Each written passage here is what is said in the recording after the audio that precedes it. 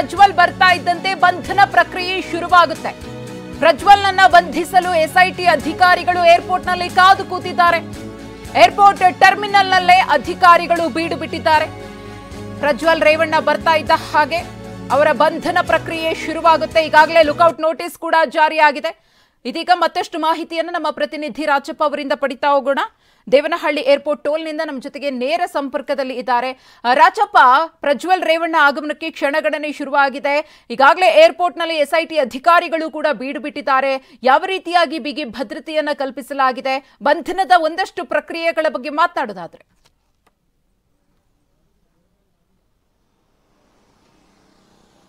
ಮಧುಶ್ರೀ, ಒಂದು ತಿಂಗಳಿನಿಂದಲೂ ಕೂಡ ಕಣ್ಣ ಮುಚ್ಚಲೆ ಆಡ್ತಿದ್ದಂತಹ ಪ್ರಜ್ವಲ್ ರೇವಣ್ಣ ಕೊನೆಗೂ ಕೂಡ ಬೆಂಗಳೂರಿಗೆ ಕಾಲಿಡ್ತಾ ಇರುವಂತದ್ದು. ಬೆಂಗಳೂರಿಗೆ ಕಾಲಿಡ್ತಾ ಇದ್ದಂತೆ ಅವರ ಬಂಧನ ಪ್ರಕ್ರಿಯೆ ಕೂಡ ಆರಂಭ ಆಗತ್ತೆ.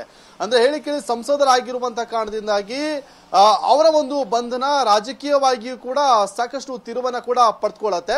ಇದು ಒಂದು ಕಡೆ ಆದ್ರೆ ಏರ್ಪೋರ್ಟ್ಗೆ ಬಂದ ತಕ್ಷಣದಲ್ಲಿ ಇಮಿಗ್ರೇಷನ್ ಅಧಿಕಾರಿಗಳು ಅವರನ್ನ ವಶಕ್ಕೆ ಪಡೆಯುವಂತ ಕೆಲಸವನ್ನ ಮಾಡ್ತಾರೆ.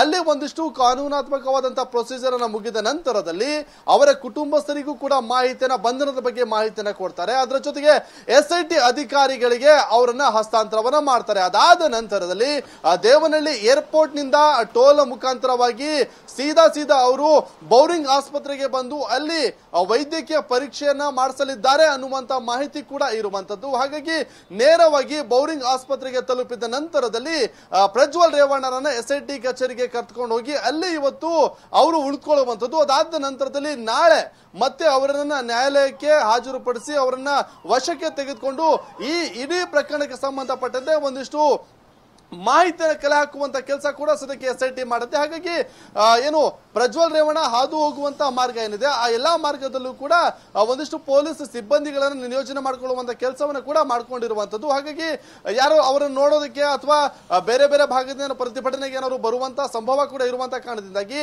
ಟ್ರಾಫಿಕ್ ಅನ್ನ ಕ್ಲಿಯರ್ ಮಾಡುವಂತ ನಿಟ್ಟಿನಲ್ಲೂ ಕೂಡ ಸದ್ಯಕ್ಕೆ ಪೊಲೀಸರು ಒಂದು ರೀತಿಯಾಗಿ ಮಧ್ಯರಾತ್ರಿ ಆದ್ರೂ ಕೂಡ ಒಂದು ಮುನ್ನೆಚ್ಚರಿಕೆ ಕ್ರಮವನ್ನು ತೆಗೆದುಕೊಳ್ಳುವಂತ ಕೆಲಸವನ್ನ ಮಾಡಿರುವಂತದ್ದು. ಮಧುಶ್ರೀ, ಓಕೆ, ಹಾಗೆ ಸಂಪರ್ಕದಲ್ಲಿರಿ ರಾಜಪ್ಪ. ಇನ್ನು ಎಸ್ಐಟಿ ಆಫೀಸ್ ನಿಂದ ನಮ್ಮ ಪ್ರತಿನಿಧಿ ಪ್ರದೀಪ್ ಕೂಡ ನಮ್ಮನ್ನ ಜಾಯ್ನ್ ಆಗ್ತಾರೆ. ಅವರಿಂದ ಮಾಹಿತಿಯನ್ನ ಪಡೆಯೋಣ. ಮ್ಯೂನಿಕ್ ನಿಂದ ಬೆಂಗಳೂರಿಗೆ ಆಗಮಿಸ್ತಾ ಇರುವ ಪ್ರಜ್ವಲ್ ರೇವಣ್ಣ, ಏರ್ಪೋರ್ಟ್ ನಲ್ಲೇ ಪ್ರಜ್ವಲ್ ರೇವಣ್ಣರನ್ನ ಎಸ್ಐಟಿ ಅಧಿಕಾರಿಗಳು ಬಂಧಿಸಲಿದ್ದಾರೆ. ಒಂದು ಕಡೆ ಆ ಪ್ರಕ್ರಿಯೆ ಆದ್ರೆ ಮತ್ತೊಂದು ಕಡೆ ಎಸ್ಐಟಿ ಕಚೇರಿಯ ಮುಂದೆ ಬಿಗಿ ಪೊಲೀಸ್ ಭದ್ರತೆಯನ್ನ ಕಲ್ಪಿಸಲಾಗಿದೆ. ಏರ್ಪೋರ್ಟ್ ನಲ್ಲೇ ಪ್ರಜ್ವಲ್ ರೇವಣ್ಣರನ್ನ ಬಂಧಿಸಿ ನಂತರ ಸಿಐಡಿ ಕಚೇರಿಗೆ ಕರೆತರುವ ಸಾಧ್ಯತೆ ಇದೆ. ಹಾಗಾಗಿ ಅಲ್ಲೂ ಕೂಡ ಹೆಚ್ಚಿನ ಭದ್ರತೆಯನ್ನ ಕಲ್ಪಿಸಲಾಗಿದೆ. ಈ ಕುರಿತು ಮತ್ತಷ್ಟು ಮಾಹಿತಿಯನ್ನ ಕೊಡ್ತಾರೆ ನಮ್ಮ ಪ್ರತಿನಿಧಿ ಪ್ರದೀಪ್, ಹೇಗಿದೆ ಅಂತ ಅಲ್ಲಿನ ಸೆಕ್ಯೂರಿಟಿ, ಯಾವ ರೀತಿಯಾಗಿ ಮುಂಜಾಗ್ರತೆಯನ್ನ ವಹಿಸಿದ್ದಾರೆ ಪೊಲೀಸರು?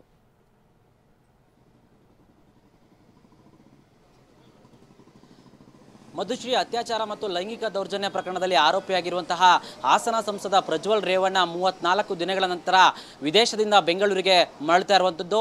ಈ ಹಿನ್ನೆಲೆ ಈಗ ಸದ್ಯ ಬೆಂಗಳೂರಿನ ಕೆಂಪೇಗೌಡ ಇಂಟರ್ನ್ಯಾಷನಲ್ ಏರ್ಪೋರ್ಟಲ್ಲಿ ಪ್ರಜ್ವಲ್ ರೇವಣ್ಣ ಬಂದಿಳಿತಿದ್ದಂಗೆ ಅವರನ್ನು ಎಸ್ಐಟಿ ಅಧಿಕಾರಿಗಳು ಬಂಧಿಸಲಿದ್ದಾರೆ. ತದನಂತರ ಏರ್ಪೋರ್ಟಿಂದ ನೇರವಾಗಿ ಎಸ್ಐಟಿ ಕಚೇರಿಗೆ ಪ್ರಜ್ವಲ್ ರೇವಣ್ಣ ಅವರನ್ನ ಕರೆತರಲಿದ್ದಾರೆ. ಹೀಗಾಗಿ ಎಸ್ಐಟಿ ಕಚೇರಿ ಮುಂದೆ ಪೊಲೀಸರ ಬಿಗಿ ಭದ್ರತೆಯನ್ನು ಕೈಗೊಂಡಿರುವಂಥದ್ದು. ಸದ್ಯ ದೃಶ್ಯದಲ್ಲಿ ನೀವು ನೋಡ್ಬೋದು, ಸಿಐಡಿ ಕಚೇರಿಯಲ್ಲಿರುವಂತಹ ಎಸ್ಐಟಿ ಕಚೇರಿ ಇದೆ. ಈ ಎಸ್ಐಟಿ ಕಚೇರಿಯಲ್ಲೇ ಪ್ರಜ್ವಲ್ ರೇವಣ್ಣವರನ್ನ ಇಟ್ಟು ವಿಚಾರಣೆಯನ್ನ ಮಾಡ್ತಾರೆ. ಇವತ್ತು ರಾತ್ರಿ ಕೂಡ ಪ್ರಜ್ವಲ್ ರೇವಣ್ಣ ಇದೇ ಎಸ್ಐಟಿ ಕಚೇರಿಯಲ್ಲಿ ಇರಬೇಕಾಗುತ್ತೆ. ಈ ಹಿನ್ನೆಲೆ ಓರ್ವ ಇನ್ಸ್ಪೆಕ್ಟರ್ ಮತ್ತು 4 PSIಗಳ ನೇತೃತ್ವದಲ್ಲಿ ಈಗ ಎಸ್ಐಟಿ ಕಚೇರಿ ಮುಂದೆ ಭದ್ರತೆಗೆ ಪೊಲೀಸರನ್ನ ನಿಯೋಜಿಸಲಾಗಿದೆ. ಜೊತೆಗೆ 2 KSRPC ಮತ್ತು 1 BMTC MT ಬಸ್ ಅನ್ನು ಸಹ ನಿಯೋಜಿಸಲಾಗಿದೆ. ಯಾಕಂತ ಹೇಳಿದ್ರೆ ಕಾರ್ಯಕರ್ತರಾಗಿರ್ಬೋದು ಅಥವಾ ಹೆಚ್ಚಿನ ಜನ ಸೇರ್ಬೋದಾಗಿರೋದು. ಈ ಕಾರಣಕ್ಕಾಗಿ ಯಾವುದೇ ರೀತಿಯಾದಂತಹ ಒಂದು ಅಹಿತಕರ ಘಟನೆ ನಡೀಬಾರದು ಅನ್ನೋ ಕಾರಣಕ್ಕೋಸ್ಕರ ಈಗ ಎಸ್ಐಟಿ ಕಚೇರಿ ಮುಂದೆ ಸ್ಥಳೀಯ ಠಾಣೆಗಳ ಪೊಲೀಸರು ಮತ್ತು KSRPC ಪೊಲೀಸರನ್ನ ಈಗ ನಿಯೋಜನೆ ಮಾಡಿ ಅಹಿತಕರ ಘಟನೆ ನಡೆಯದಂತೆ ಮುಂಜಾಗ್ರತಾ ಕ್ರಮವನ್ನ ಕೈಗೊಂಡಿರುವಂತದ್ದು. ಮಧುಶ್ರೀ, ಎಸ್ಐಟಿ ಕಚೇರಿ ಮುಂದೆ. ಓಕೆ, ಧನ್ಯವಾದ ತಮ್ಮೆಲ್ಲ ಮಾಹಿತಿಗಾಗಿ ರಾಜಪ್ಪ, ಪ್ರದೀಪ್ ಮತ್ತು ನವೀನ್. ಇನ್ನು ದೇವನಹಳ್ಳಿ ಏರ್ಪೋರ್ಟ್ಗೆ ಪ್ರಜ್ವಲ್ ರೇವಣ್ಣ ಆಗಮಿಸಲಿದ್ದಾರೆ. ಇನ್ನೇನು ಕೆಲವು ಹೊತ್ತಿನಲ್ಲಿ ಫ್ಲೈಟ್ ಕೂಡ ಲ್ಯಾಂಡ್ ಆಗುತ್ತೆ. ಅವರು ಬಂದ ತಕ್ಷಣ ಒಂದಷ್ಟು ಇಮಿಗ್ರೇಷನ್ ಅಧಿಕಾರಿಗಳ ಪ್ರಕ್ರಿಯೆ ಮುಗಿಯುತ್ತೆ. ಅದಾದ್ಮೇಲೆ ಎಸ್ಐಟಿ ಅಧಿಕಾರಿಗಳು ಅವರನ್ನು ಬಂಧಿಸಲಿದ್ದಾರೆ.